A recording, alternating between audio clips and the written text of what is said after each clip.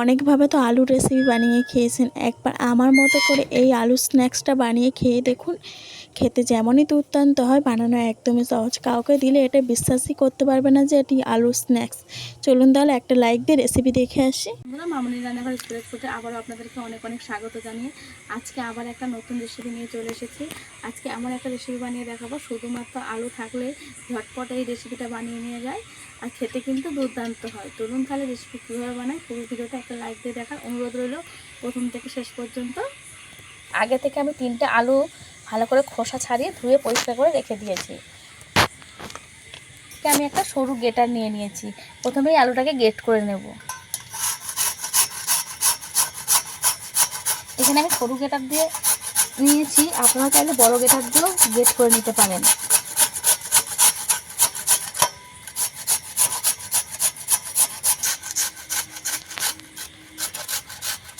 আলু গেট করে নিয়েছি, আলুটা লাল ধরে যাচ্ছে, তাই আমি জলের মধ্যে রেখে দেব এইভাবে।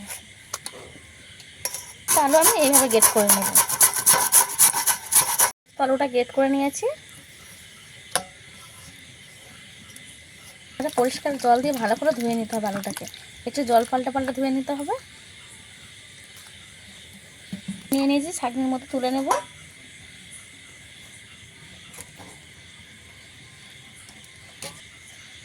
জলটা আমি কয়েকবার ভালো করে পাল্টে পাল্টে আলুটাকে ধুয়ে নিয়েছি। এইভাবে পুরো সাদা করে ধুয়ে নিয়েছি। আর আলুটা কিন্তু দেখতে পাচ্ছেন একদম সরু করে কাটা। পরিষ্কার করে জল ছড়িয়ে নিয়েছি। একটু সাদা তেল কড়াইয়ের মধ্যে দিয়ে দেব।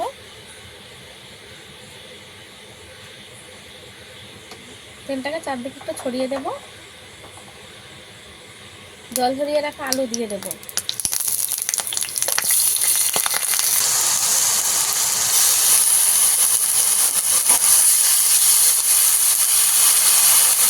আলুটাকে দিয়ে একটু নেড়ে চেড়ে নেব।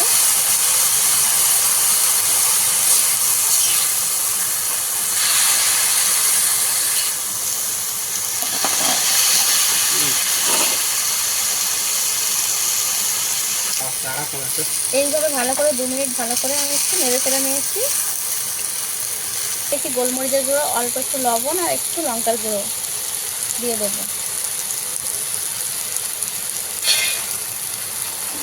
সব কিছু একসঙ্গে ভালো করে মিশিয়ে নেব।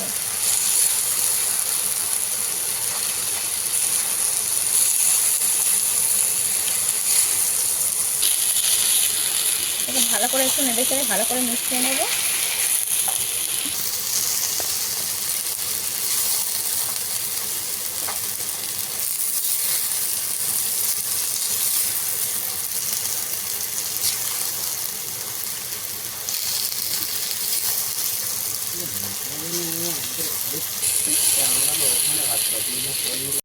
প্রায় 7 মিনিট ধরে আমি ভালো করে এইভাবে একটুখানি ভেজে নিয়েছি।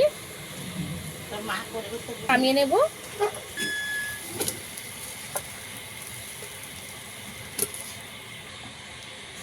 কর্নফ্লাওয়ার নিয়ে নিয়েছি, 4 চামচ দিয়ে দেব।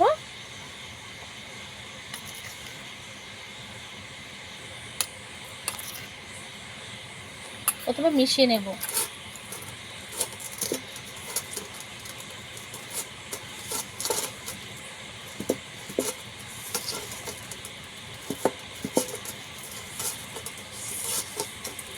ভালো করে মাখিয়ে নিয়েছি, আরও 1 চামচ দিয়ে দেব।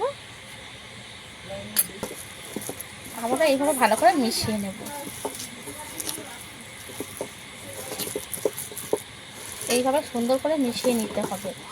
মেশানোটা যত সুন্দর হবে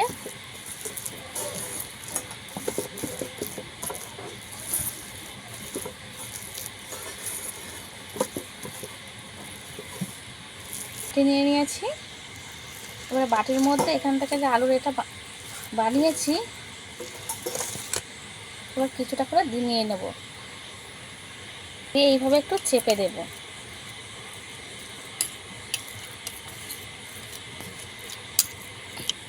এবার এখান থেকে নিয়ে এইভাবে থালার উল্টো সাইডটাতে ঢেলে নেব। এইভাবে সবগুলোকে রেডি করে নেব।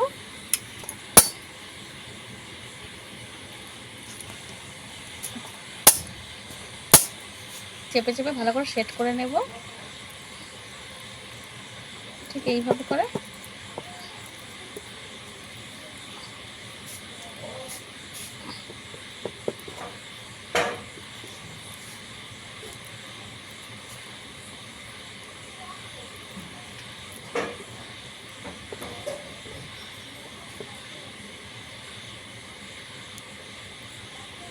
সবগুলোকে বানিয়ে নেব।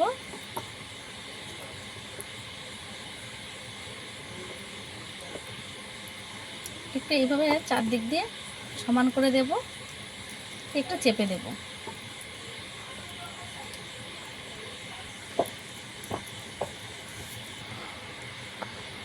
সবগুলো বানিয়ে নেব। তেল ভালো করে কড়ার মধ্যে দিয়ে গরম করে নিয়েছি। একে একে এগুলোকে ভেজে নেব।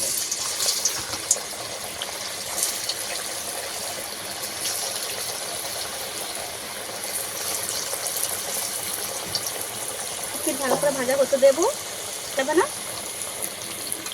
এক পিঠ ভালো করে ভাজা হয়ে গেছে, উল্টে দেবো।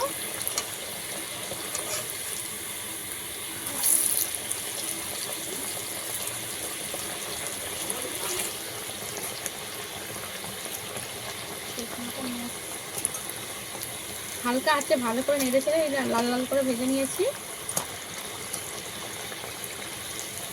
এগুলো একদম রেডি হয়ে গেছে, তুলে নেব। ঠিক এইভাবে ভেজে নিয়েছি।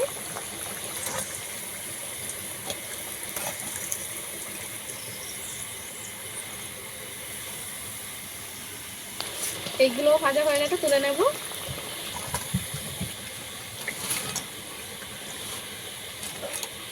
এই যে আলুর এই স্ন্যাক্সটা আমার রেডি হয়ে গেছে। দেখতে কত লোভনীয় হয়েছে শুধু দেখুন। দেখতে যেমন সুন্দর, খেতেও কিন্তু দুর্দান্ত হয়। তাই বলছি বাড়িতে একবার বানিয়ে খেয়ে দেখবেন, আশা করছি খুবই ভালো লাগবে। কত মুচমুচে হয়েছে শুধু দেখুন। আওয়াজ শুনে নিশ্চয়ই বুঝতে পারছেন এটা কতটা সুন্দরভাবে রেডি হয়েছে আর কতটা মুচমুচে হয়েছে। একটা আপনাদেরকে ভেঙে দেখিয়ে দিই চলুন।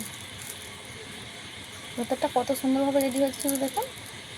বাইরেটা মুচমুচে, ভেতরটা একটু একদম জুসি হয়েছে। কত সুন্দরভাবে রেডি হয়েছে। এগুলো টমেটো সসের সঙ্গে খেলে কিন্তু দুর্দান্ত লাগে। আজকের রেসিপি আপনাদের কাছে কেমন লেগেছে অবশ্যই কমেন্ট করে জানাবেন। যদি আপনাদের ভালো লাগে অবশ্যই একটা লাইক করে দেবেন। এরকম আরও নিত্য নতুন রেসিপি পাওয়ার জন্য আমার চ্যানেলকে সাবস্ক্রাইব করে আমার পাশে থাকার অনুরোধ রইল। আজকে ভিডিও এই পর্যন্ত, দেখা হচ্ছে নতুন ভিডিও নিয়ে। ততক্ষণে ভালো থাকবে, সুস্থ থাকবে।